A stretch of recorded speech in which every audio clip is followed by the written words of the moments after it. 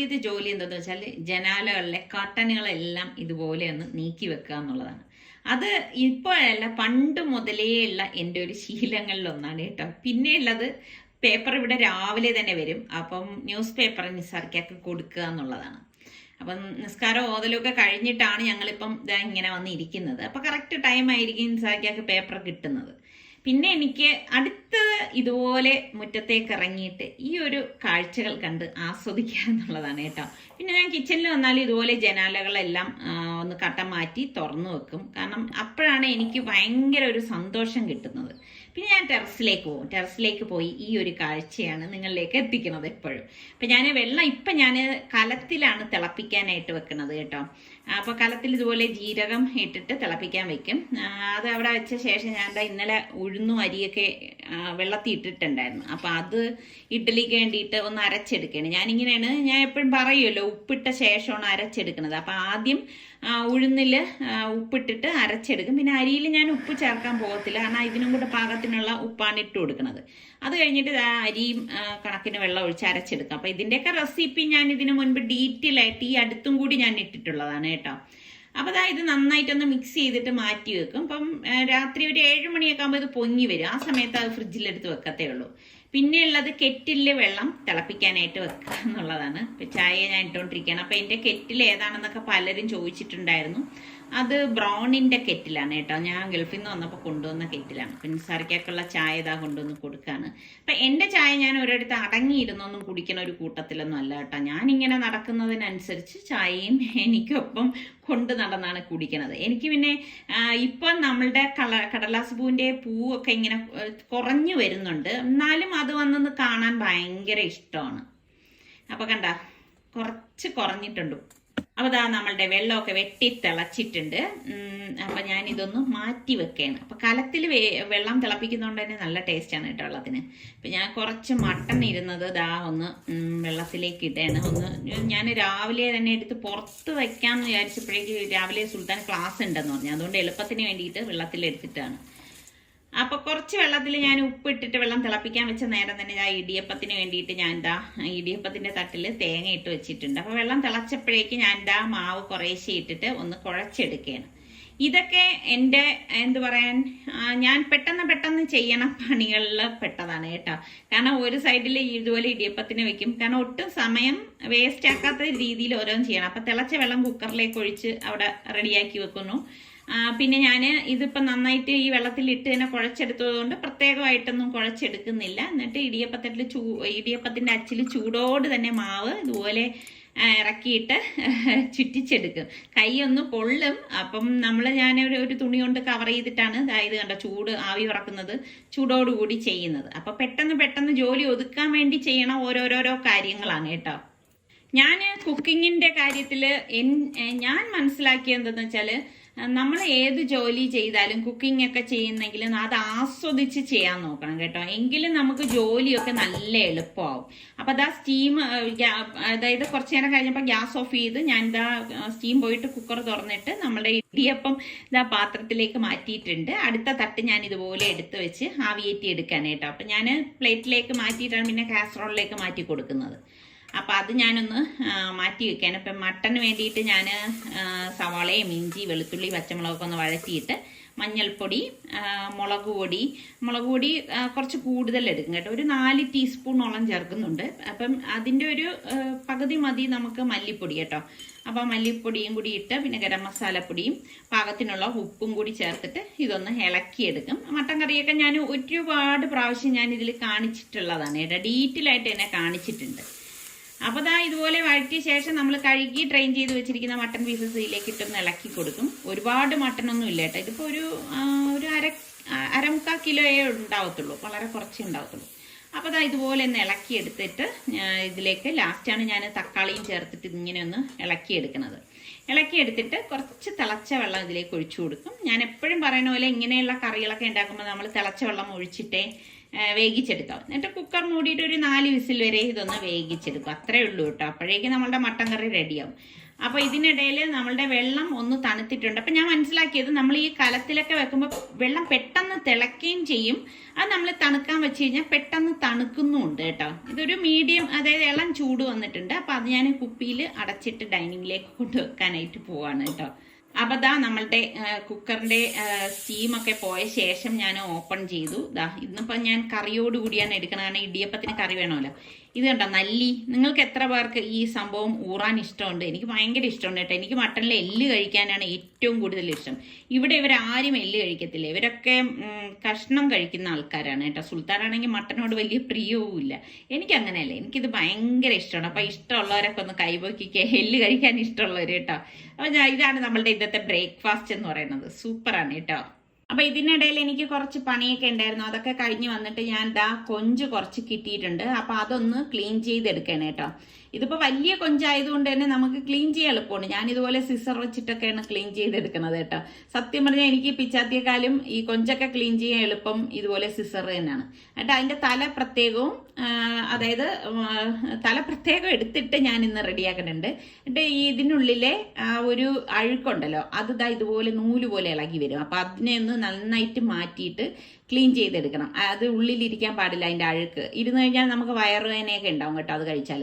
അപ്പോൾ ഇതെല്ലാം കഴുകി വൃത്തിയാക്കിയ ശേഷം ഞാൻ തല പ്രത്യേകം എടുത്ത് കുറച്ച് അധികം ചൂടുവെള്ളം ഒഴിച്ച് ഇനിയിപ്പോൾ ഇതിലേക്ക് ഞാൻ പാകത്തിനുള്ള ഉപ്പും 1/2 ടീസ്പൂണോളം കുരുമുളക് പൊടിയും കൂടി ഇട്ടിട്ട് ഇതൊന്ന് തിളപ്പിച്ചെടുക്കണേ. അതൊരു സ്റ്റോക്കിന് വേണ്ടിയിട്ടാണ് അങ്ങനെ ചെയ്യുന്നത്.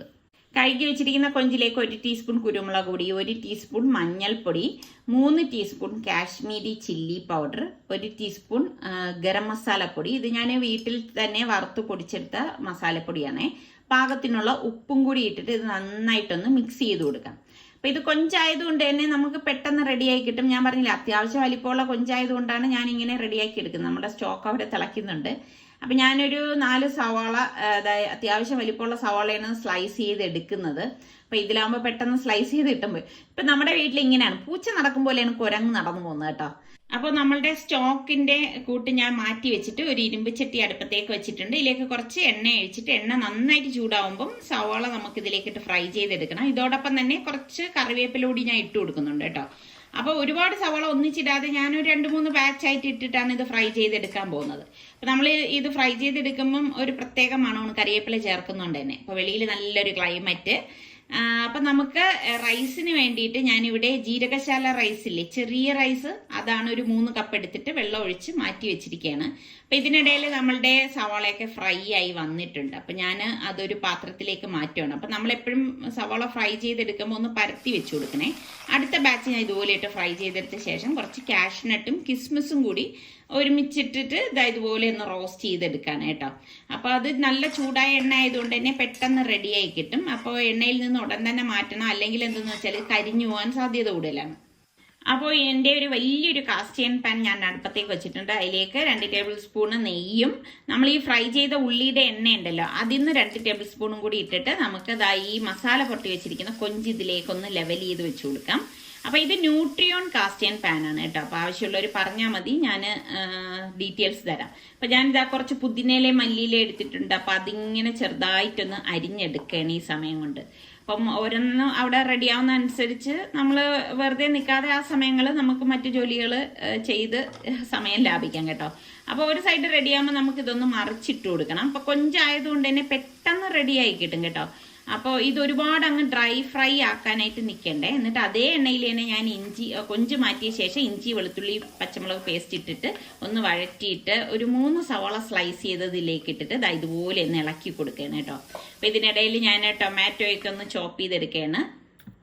ഉള്ളിയുടെ കൂട്ട് വരണ്ടപ്പോഴേക്കും ഞാനിതിലേക്ക് 3 ടീസ്പൂണോളം മല്ലിപ്പൊടിയും 1 ടീസ്പൂൺ മഞ്ഞൾപ്പൊടിയും 1 ടീസ്പൂൺ ഗരം മസാലപ്പൊടിയും പാകത്തിനുള്ള ഉപ്പും കൂടി ഇട്ട് കൊടുക്കണം. ഇതിൽ നമ്മൾ മുളക് പൊടി ചേർക്കില്ല കേട്ടോ ഇനി. എന്നിട്ട് നന്നായിട്ടൊന്ന് ഇളക്കി കൊടുക്കണം, അടി ചേർത്തൊന്ന് ഇളക്കിയെടുക്കണം. എന്നിട്ട് കുറച്ചധികം മല്ലിയിലയും പുതിനയിലയും കൂടി ഞാൻ ഇട്ട് കൊടുക്കുകയാണ്. ഇട്ട് കൊടുത്ത ശേഷം നല്ലതുപോലെ ഒന്ന് ഇളക്കി കൊടുക്കാം. അപ്പോൾ ഇത് കാസ്റ്റ് അയൺ പാൻ ആയതുകൊണ്ട് തന്നെ പെട്ടെന്ന് റെഡിയായി കിട്ടും. പിന്നെ നമ്മൾ ഈ സ്ലൈസ് ചെയ്ത് വെച്ചിരിക്കുന്ന തക്കാളി ഉണ്ടല്ലോ, ഞാനൊരു 4 തക്കാളി സ്ലൈസ് ചെയ്ത് എടുത്തിട്ടുണ്ടായിരുന്നു. ആ തക്കാളിയും കൂടി ഇതിലേക്കിട്ട് വഴറ്റിയിട്ട് നമുക്ക് മൂടി വെച്ചൊന്ന് വേവിച്ചെടുക്കണം. ഒരു 2 മിനിറ്റ് കഴിയുമ്പോൾ മൂടി മാറ്റിയിട്ട് നമുക്ക് വീണ്ടും ഒന്ന് ഇളക്കി കൊടുക്കാം. അപ്പോൾ തക്കാളിയൊക്കെ ഇതാ ഇവിടെ നന്നായിട്ട് വെന്തുടഞ്ഞു വന്നിട്ടുണ്ട്. അപ്പോൾ നമ്മൾ ഫ്രൈ ചെയ്തെടുത്തതിൽ നിന്ന് ഒരു 2 കൈപ്പിടി നമുക്കിതിലേക്ക് ഉള്ളി ഇട്ടിട്ട് നമ്മൾ ഈ ഫ്രൈ ചെയ്ത് വെച്ചിരിക്കുന്ന കൊഞ്ചുണ്ടല്ലോ അതും കൂടി ഇട്ട ശേഷം നല്ലതുപോലെ ഒന്ന് ഇളക്കിയെടുക്കണം. അപ്പോൾ ഫ്രൈ ചെയ്ത ഉള്ളി മസാല നമ്മൾ ഇതിലിടുമ്പോൾ തന്നെ ഒരു പ്രത്യേക ടേസ്റ്റ് ആണ് കേട്ടോ. അങ്ങനെ നിങ്ങൾ ട്രൈ ചെയ്ത് നോക്കണം. എന്നിട്ട് മൂടി വെച്ച് റെഡിയാക്കി എടുക്കണം. അപ്പോൾ നമ്മൾ കൊഞ്ചിൻ്റെ തല ഞാൻ ഈ സ്റ്റോക്കിൽ നിന്ന് മാറ്റിയിട്ടുണ്ട്. എന്നിട്ട് മറ്റൊരു പാൻ അടുപ്പത്തേക്ക് വെച്ചിട്ട് ഞാനിവിടെ 2 ടേബിൾ സ്പൂൺ ഫുള്ളായിട്ട് നെയ്യിട്ട ശേഷം ഒരു സവാള സ്ലൈസ് ചെയ്തത് ഇട്ട് 1 ടീസ്പൂൺ ഗരം മസാലയും കൂടി ചേർത്ത് ഇതൊന്ന് വഴറ്റി കൊടുക്കാൻ കേട്ടോ. റൈസിന് വേണ്ടിയിട്ടാണ് ഇത് റെഡിയാക്കി എടുക്കുന്നത്. അപ്പോൾ ഇതുപോലെ ഒന്ന് വഴറ്റിയെടുത്ത ശേഷം നമുക്കിതിലേക്ക് ഇഞ്ചി വെളുത്തുള്ളി പച്ചമുളക് ചതച്ചതുണ്ടല്ലോ അത് ഏകദേശം 1.5 ടേബിൾ സ്പൂണോളം ഞാൻ ഇട്ടിട്ടുണ്ട്. പിന്നെ കുറച്ച് മല്ലിയിലയും പുതിനയിലയും കൂടി അരിഞ്ഞതും കൂടി ഇട്ടിട്ട് നന്നായിട്ടൊന്ന് വഴറ്റിയെടുക്കാം.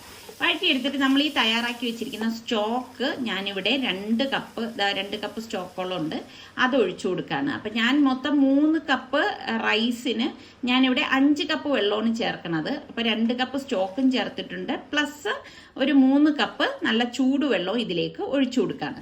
ഒഴിച്ചു കൊടുത്ത് പാകത്തിനുള്ള ഉപ്പും കൂടി ഇട്ടിട്ട് ഒന്ന് ഇളക്കിയിട്ട് നമ്മൾ കഴുകി ഊറ്റി വെച്ചിരിക്കുന്ന അരി ഇതിലേക്ക് ഇട്ടിട്ട് നന്നായിട്ടൊന്ന് ഇളക്കി കൊടുക്കാം.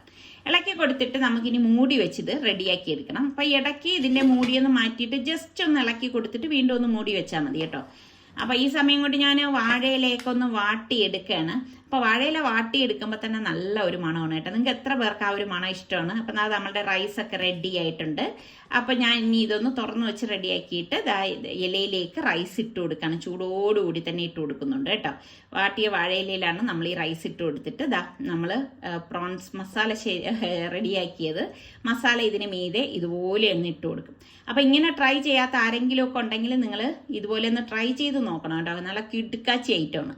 അപ്പോൾ നമ്മളുടെ ഈ റൈസിൽ ഞാൻ ഈ കൊഞ്ചിൻ്റെ തലയിട്ട സ്റ്റോക്ക് ഇടാനുള്ള കാര്യം എന്താണെന്ന് വെച്ചാൽ നല്ല ഫ്ലേവർ കിട്ടാൻ വേണ്ടിയിട്ടാണ്. എന്നിട്ട് നമ്മൾ ഫ്രൈ ചെയ്ത ഉള്ളിയൊക്കെ ഇതിലേക്ക് ഇട്ട് കൊടുക്കും, അണ്ടിപ്പരിപ്പ് കിസ്മസ് ഒക്കെ ഇട്ട് കൊടുക്കും കേട്ടോ. എന്നിട്ട് മീതെ കുറച്ച് റൈസും കൂടി വെച്ചിട്ട് ഞാനൊന്ന് കവർ ചെയ്യണം. നമുക്ക് എങ്ങനെയാണോ ഇഷ്ടം അതിനനുസരിച്ച് നമുക്ക് ഇതൊക്കെ അറേഞ്ച് ചെയ്തെടുക്കാവുന്നതേ ഉള്ളൂ.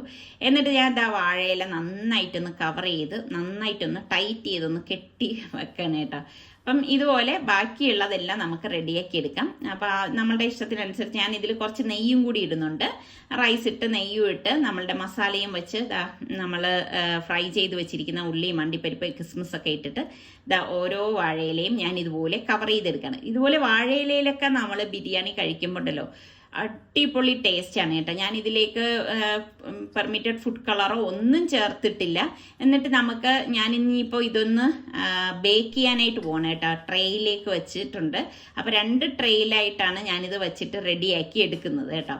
അപ്പോൾ ഇനിയിപ്പോൾ ഓവൻ ഞാനിവിടെ പ്രീഹീറ്റ് ചെയ്യാൻ വെച്ചിട്ടുണ്ടായിരുന്നു. 150 ഡിഗ്രി സെൽഷ്യസിൽ 10 മിനിറ്റ് പ്രീഹീറ്റ് ചെയ്ത ഓവനിലാണ് ഞാൻ ഇതിപ്പോൾ വെച്ചു കൊടുക്കുന്നത്.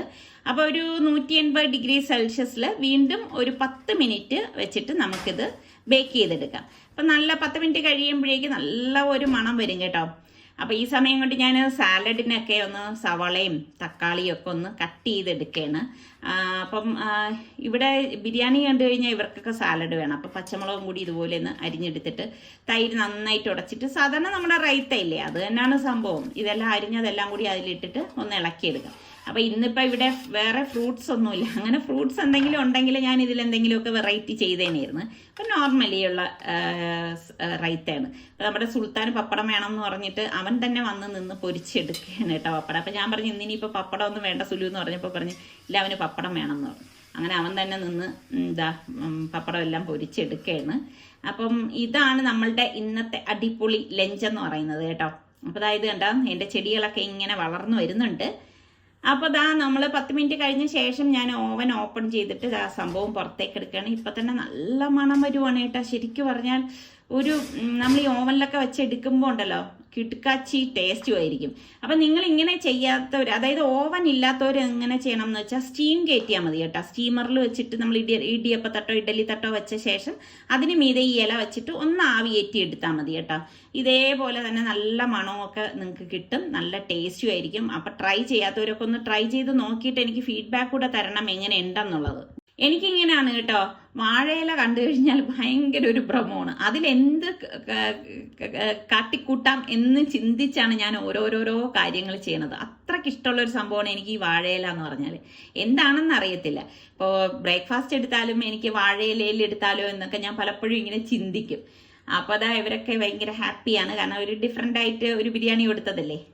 പിന്നെ ഞാൻ വൈകുന്നേരം ചായ എല്ലാം കൊടുത്ത ശേഷം കിച്ചണിലേക്ക് കയറിയതാണ് കേട്ടോ. ഒരു പുഡിങ് ഉണ്ടാക്കാമെന്ന് വിചാരിച്ചു ബ്രെഡ് വെച്ചിട്ട്. അപ്പം ഞാൻ ചായപാത്രത്തിൽ കുറച്ച് വെള്ളം എടുത്തിട്ട് ഒരു 3-4 സ്പൂൺ പഞ്ചസാര വെച്ചിട്ട് ഒന്ന് തിളപ്പിച്ചെടുക്കുകയാണ്. അപ്പോൾ പാനിന് അടുപ്പത്തേക്ക് വെച്ച് ബട്ടർ ഇതുപോലെ തേച്ച് കൊടുത്ത ശേഷം ബ്രെഡിൻ്റെ സ്ലൈസസ് വെച്ചിട്ടൊന്ന് റോസ്റ്റ് ചെയ്തെടുക്കുകയാണ് കേട്ടോ. ഇത് തിരിച്ച് മറിച്ചിട്ട് ഒന്ന് റോസ്റ്റ് ചെയ്തെടുത്താൽ മതി. നല്ലൊരു ഗോൾഡൻ കളർ വരെ ഒന്ന് റോസ്റ്റ് ആയി കിട്ടിയാൽ മാത്രം മതി കേട്ടോ. നമുക്ക് എത്രയാണോ, ഇതിനൊന്നും ഒരു കണക്കൊന്നും ഇല്ല കേട്ടോ, നമുക്ക് എത്രയാണോ വേണ്ടത് അതിനനുസരിച്ച് എടുത്താൽ മതി. അപ്പം ഞാനൊരു ബാച്ച് എടുത്ത് കഴിഞ്ഞിട്ട് രണ്ടാമത്തെ ബാച്ച് ബ്രെഡും കൂടി ഇതുപോലെ ബട്ടർ തേച്ചിട്ട് ഒന്ന് റോസ്റ്റ് ചെയ്തെടുത്താണ്. അപ്പം നമ്മൾ ഈ ഏലക്ക ഇട്ട് തിളപ്പിച്ച വെള്ളത്തിലേക്ക് ഞാൻ കുറച്ചൊരു തുള്ളി ഓറഞ്ച് പെർമിറ്റഡ് ഫുഡ് കളർ ചേർത്തിട്ടുണ്ടായിരുന്നു. പിന്നെ 3 ടേബിൾ സ്പൂണ് ഇത് നമ്മളുടെ കസ്റ്റർഡ് പൗഡറും 2 ടേബിൾ സ്പൂണോളം കോൺഫ്ലോറും ഇട്ടിട്ട് ഞാൻ കുറച്ച് തണുത്ത പാലൊഴിച്ച് ഇതൊന്ന് മിക്സ് ചെയ്തെടുക്കുകയാണ് കേട്ടോ. അപ്പം ഇത് പ്രത്യേകം വേണം നമ്മൾ ഇതുപോലെ മിക്സ് ചെയ്തെടുക്കാൻ. ഞാനിവിടെ 2 ലിറ്റർ പാലാണ് എടുക്കുന്നത് കേട്ടോ. അപ്പം ഞാൻ 2 ലിറ്റർ പാലൊരു പാത്രത്തിലേക്ക് ഇതാ ഒഴിച്ചു കൊടുക്കുന്നുണ്ട്. ഒഴിച്ചു കൊടുത്ത ശേഷം ഞാനിവിടെ ഏകദേശം 1 കപ്പോളം പഞ്ചസാര ചേർത്ത് കൊടുക്കുകയാണ്. അപ്പം മധുരമൊക്കെ നമ്മൾക്ക് എത്ര വേണോ അതിന് പാകത്തിന് എടുത്താൽ മതി കേട്ടോ. ഇപ്പം ഞാൻ കുറേ ആയി ഇങ്ങനെ പുഡിംഗ് ഒക്കെ ഉണ്ടാക്കിയിട്ട്, അപ്പം പെട്ടെന്ന് അങ്ങനെ തോന്നി ഉണ്ടാക്കണം എന്ന്, അതുകൊണ്ടാണ്. എന്നിട്ട് നമ്മുടെ കസ്റ്റേർഡ് ഇതിലേക്ക് ഒഴിച്ചു കൊടുക്കുകയാണ്. എന്നിട്ട് തിള വരാറാവുമ്പോഴാണ് കസ്റ്റേർഡ് ഒഴിച്ചു കൊടുക്കുന്നത്. ഫ്രഷ് ക്രീം ഞാനിവിടെ ഒരു പാക്കറ്റ് 200 ml ഒരു പാക്കറ്റ് എടുത്തിട്ട് അതും ഒന്ന് മിക്സ് ചെയ്തിട്ട് ഇതിലേക്ക് ചേർത്ത് കൊടുക്കുകയാണ്. അപ്പോൾ അത് നിർബന്ധമൊന്നുമില്ല, നിങ്ങൾക്ക് വേണമെങ്കിൽ ചേർത്ത് കൊടുത്താൽ മതി. എന്നിട്ട് ഇതാ ഇത് അടി ചേർത്ത് നന്നായിട്ടൊന്ന് ഇളക്കി കൊടുക്കണം. അപ്പോൾ ഇത് ഒന്ന് തണുക്കാൻ, ഒന്ന് കുറുകുമ്പോഴാണ് ഞാനിത് തണുക്കാനായിട്ട് മാറ്റി വെക്കാനായിട്ട് പോണത്. ഒരുപാട് കുറുകണ്ട കേട്ടോ. അപ്പോൾ ഇതാ കണ്ടില്ലേ, ഈ ഒരു പരുവാണ് നമുക്ക് വേണ്ടത്. അപ്പം ഞാൻ കുറച്ച് നട്ട്സും ഇതുപോലെ ഒന്ന് ക്രഷ് ചെയ്ത് കൊണ്ടുവന്ന് വെച്ചിട്ടുണ്ട്. അണ്ടിപ്പരിപ്പും മറ്റേ നമ്മളുടെ പിസ്ത ഉണ്ടല്ലോ, ആ സംഭവമാണ്. എന്നിട്ട് നമ്മളുടെ ഈ ട്രേയിലേക്ക്, സെറ്റ് ചെയ്യേണ്ട ട്രേയിലേക്ക് ഞാൻ ഈ കസ്റ്റാർഡ് ഇതുപോലെ ഒഴിച്ചു കൊടുക്കുകയാണ്. എന്നിട്ട് നമ്മുടെ ഈ നട്ട്സ് ക്രഷ് ചെയ്ത് ഇട്ടിട്ടുണ്ട്. എന്നിട്ട് ബ്രെഡ് ഈ ഷുഗർ സിറപ്പിൽ മുക്കിയിട്ട് ഇതുപോലെ വെച്ചു കൊടുക്കും. അപ്പോൾ ഒരു വെറൈറ്റിക്ക് വേണ്ടിയിട്ടാണ് ഞാൻ ഷുഗർ സിറപ്പിലേക്ക് ലേശം പെർമിറ്റഡ് ഫുഡ് കളർ ചേർത്ത് കൊടുത്തത് കേട്ടോ. അപ്പോൾ ഒരു നല്ലൊരു കളറായിരിക്കും. എന്നിട്ട് അതിന് മീതെ നമുക്ക് ഈ ക്രഷ് ചെയ്ത് വെച്ചിരിക്കുന്ന നട്ട്സ് ഇതുപോലെ ഇട്ട് കൊടുക്കണം. ഇട്ട് കൊടുത്തിട്ട് വീണ്ടും നമുക്ക് ഈ തയ്യാറാക്കി വെച്ചിരിക്കുന്ന കസ്റ്റർഡ് ഇതിലേക്ക് ഇതുപോലെ ഒഴിച്ചു കൊടുക്കാം. അപ്പോൾ രണ്ടാമത്തെ ലെയറും നമുക്ക് ഇതുപോലെ തന്നെ ലെവൽ ചെയ്ത് വീണ്ടും കസ്റ്റർഡ് ഒഴിച്ച് ഈ നട്ട്സൊക്കെ ഇട്ടെടുക്കാം. ഇതൊക്കെ നമ്മളുടെ ഇഷ്ടത്തിനനുസരിച്ച് ഇതിലെല്ലാം മാറ്റങ്ങൾ വരുത്താം കേട്ടോ. അപ്പം നല്ല ടേസ്റ്റി ആയിട്ടുള്ള ഒരു പുഡിങ്ങാണ്. അപ്പം നിങ്ങൾ ട്രൈ ചെയ്യാത്തവരാണെങ്കിൽ ഒന്ന് ട്രൈ ചെയ്ത് നോക്കിയിട്ട് എനിക്ക് ഫീഡ്ബാക്ക് തരണം കേട്ടോ. നല്ല കിടുക്കാച്ചി പുഡിങ്ങാണ്. അപ്പം ഞാൻ എല്ലാം സെറ്റ് ചെയ്ത് എടുത്ത് വെച്ചിട്ടുണ്ട്. അപ്പം ഞാൻ ഇത് ക്ലിംഗ് റാപ്പ് കൊണ്ട് കവർ ചെയ്തിട്ട് ഫ്രിഡ്ജിൽ വെക്കാണ് കേട്ടോ. നന്നായിട്ട് തണുപ്പിച്ച ശേഷം വേണം നമ്മൾ ഈ പുഡിങ് കഴിക്കാൻ. അപ്പോഴാണ് അതിൻ്റെ ഒരു ടേസ്റ്റ് ഇരിക്കുന്നത്. അപ്പം ഞാൻ ഫ്രിഡ്ജിലേക്ക് വെച്ചിട്ടുണ്ട്. അപ്പം ഇന്നത്തെ ഈ നമ്മളുടെ മോർണിംഗ്, അതായത് ബ്രേക്ക്ഫാസ്റ്റ് റെസിപ്പിയും ലഞ്ച് റെസിപ്പിയും ഇപ്പോഴത്തെ നമ്മുടെ പുഡിങ്ങും ഒക്കെ നിങ്ങൾക്ക് എല്ലാവർക്കും ഇഷ്ടമായെന്ന് വിശ്വസിക്കുന്നു. ഇതിൽ ഏത് റെസിപ്പിയാണ് നിങ്ങൾക്ക് ഇഷ്ടപ്പെട്ടതെന്നുകൂടി ഒന്ന് കമൻറ്റ് ചെയ്യണേ. അടിപൊളി ബ്രെഡ് പുഡിങ് ഇവിടെ റെഡി ആയിട്ടുണ്ട്. അപ്പോൾ സബ്സ്ക്രൈബ് ചെയ്യാത്തവർ സബ്സ്ക്രൈബ് ചെയ്യുക, ബെല്ലൈക്കൺ പ്രസ് ചെയ്യാൻ കൂടി ചെയ്യണം കേട്ടോ. അടുത്ത് നമുക്ക് നല്ല റെസിപ്പിയോ വ്ളോഗായിട്ടൊക്കെ കാണാം. അതുവരയ്ക്കും എല്ലാവർക്കും ബൈ.